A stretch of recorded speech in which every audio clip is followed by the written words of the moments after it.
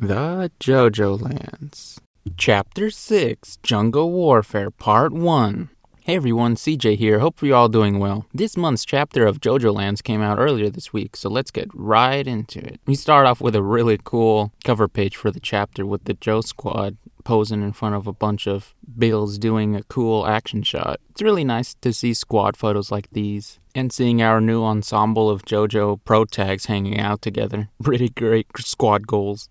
Last we left off Jojo and the others, they were heading out from Rohan's place after he entrusted Jojo with the lava rock pyramid-looking thing. It looks like a block of cheese. And with the chapter opening up, we get some narration from Jojo as he reflects on what just happened and what the importance of this lava rock could truly be.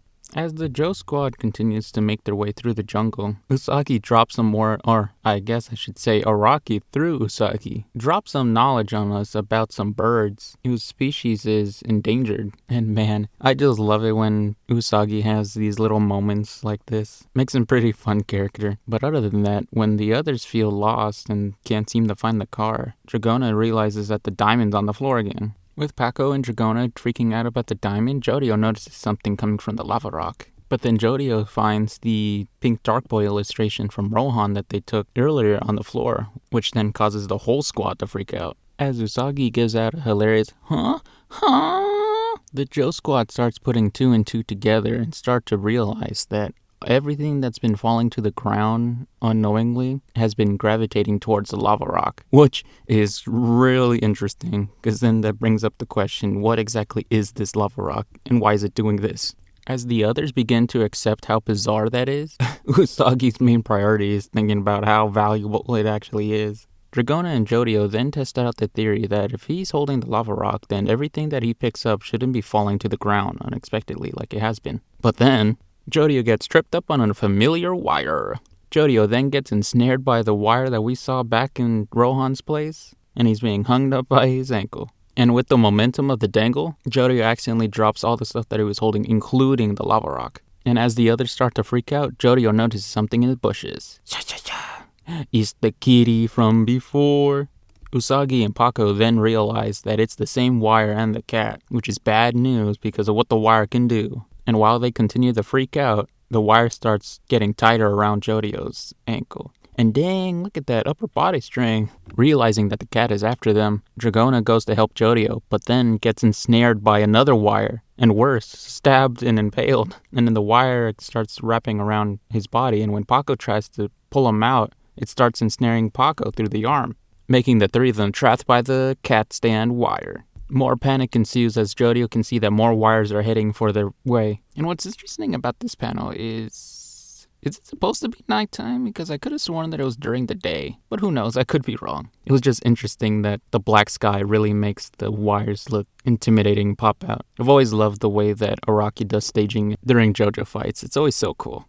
And then this made me mad in a not so serious way, but when they start to realize that Usagi just dipped and stole the car and took everything else and just left them there, I'm like, oh my gosh, classic Usagi move. I do like his character trait of being that kind of weaselly character that's only looking out for himself, even though he's the friendly type of character that will tag along with you, but then only cares about his own self-interest in the end. It's actually pretty funny. I'm sure he'll be back soon, or even hopefully helps them out later, but we'll see.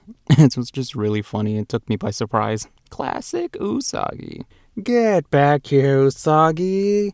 I'll chase you down to the end of the earth. As the wires become tighter, Jojo comes up with a plan for Paco and Dragona to crawl underneath him so that he can call out November Rain. And man, what a dope shot of November Rain. Look at it, it's all serious and angry. But it was a smart move to have November Rain be on top of them and use the water droplets in order to negate the effects of the wire. And this is one of the clear examples of why Jojo's November Rain is designed this way. So that way it can act as a canopy in case of situations like this. It does make it super, super cool that it's not just a punchy stand, because really, how would you be able to do this with a punchy stand? What, is he gonna punch the wires? I don't think so. This is way cooler to me, to be honest. Can't help myself from fan geeking out about November Rain's design. It's just so awesome. And sure enough, Jojo's November rain droplets works on the wire and causes it to let the three of them go, or at least Paco and Dragana. Jojo tries to grab a tree branch that's nearby, but he accidentally lets go. Since the truck is